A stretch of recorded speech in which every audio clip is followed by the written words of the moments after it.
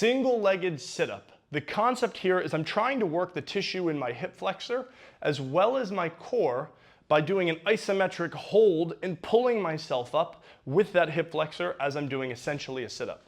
We're gonna sit on a box or a bench and we're gonna get a very heavy dumbbell or some object, could be a barbell with weight on it, that's gonna hold us into place and leverage us down.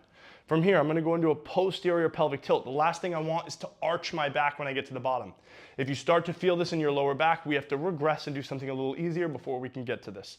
From here, I'm going to lean back as far as I can. I'm gonna feel a big stretch in this hip flexor. I feel my core activated. I then pull myself all the way up, again, maintaining that good posterior pelvic tilt, but again, trying to use my hip flexor to pull myself up. Again, I lean back, I go back nice and slow as far as I can, as long as I don't arch that back, and pull myself up with this foot. If you want to make it easier, you could scoot your butt further toward yourself and then have more of your your lower back and upper butt on the bench.